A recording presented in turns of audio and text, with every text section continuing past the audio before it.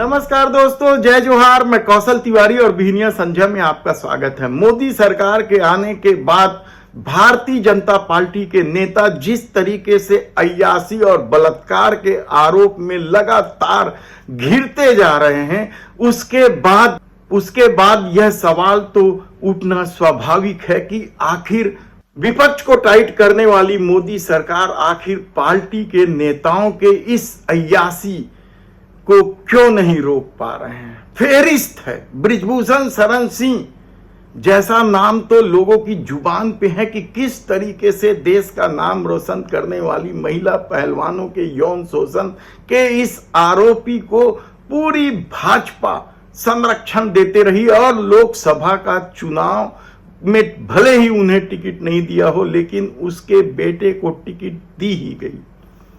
इसके अलावा भी विभिन्न राज्यों से अलग अलग तरह की शिकायतें आ रही हैं, आरोप लग रहे हैं। छत्तीसगढ़ में भी हाल में ही एक स्पा सेंटर में किस तरीके से भारतीय जनता पार्टी के एक युवा नेता ने बलात्कार किया एक युवती से, और बड़े जद्दोजहद के बाद पुलिस को न केवल एफआईआर दर्ज करना पड़ा बल्कि गिरफ्तारी तक करनी पड़ी, वरना राजनीतिक अप्रोच के चलते यह मामला दबाने की पूरी कोशिश हो रही थी।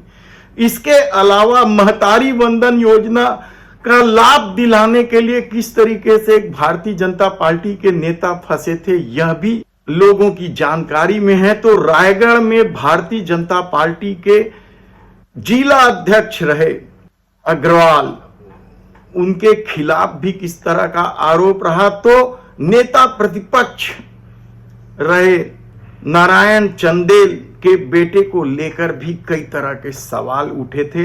बाद में यह मामला रफा दफा कर दिया गया, लेकिन अब जो ताजा मामला सामने आया है वह बेहद ही हैरान कर देने वाला है, चौंकाने वाला इसलिए है कि किस तरीके से आईटी सेल के प्रमुख माने जाने वाले अमित मालवीय ने अय्याशी का अड्डा बना दिया है। और यह आरोप किसी और ने नहीं, भारतीय जनता पार्टी के वरिष्ठ नेता के भाई शांतनु सिन्हा ने ही ट्वीट करके जानकारी दी है कि अमित मालवीय 5 स्टार होटलों में रुकते हैं और सुंदर लड़कियों का यौन शोषण करते हैं अपने प्रभाव का इस्तेमाल करके।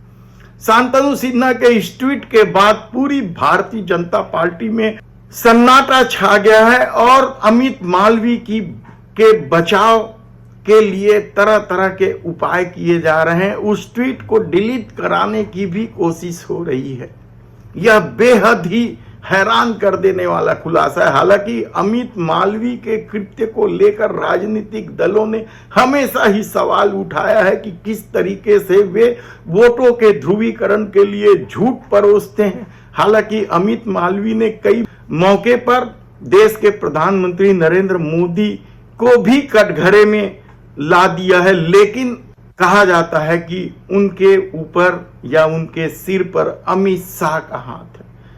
बंगाल से आने वाले इस युवा नेता के इस चरित्र को लेकर जब पहली बार सवाल उठा है तो यह जान लेना बेहद जरूरी है कि अमित मालवीय भारतीय जनता पार्टी के आईटी सेल के प्रमुख है और जितने भी प्रोपोगेंडा या नैरेटिव सेट किया जाता है वह सब अमित मालवीय के देखरेख में ही किया जाता है। ऐसे में अब जब उन पर अय्याशी करने का आरोप लगा है तो क्या भारतीय जनता पार्टी उन्हें हटाएगी या फिर इस मामले को चेक एंड बैलेंस करेगी? सवाल आप कई उठा लें, क्योंकि इस दौर में जिस तरीके से बलात्कारियों को लेकर भारतीय जनता पार्टी विवादों में घिरी है, उसके बाद अमित मालवीय के खिलाफ कोई कार्रवाई होगी कहना मुश्किल है। लेकिन विपक्ष अब हमलावर है और देखना है कि आने वाले दिनों में यह मामला किस तरीके से तूल पकड़ता है और या फिर भारतीय जनता पार्टी किस तरीके से रफा दफा करती है। धन्यवाद।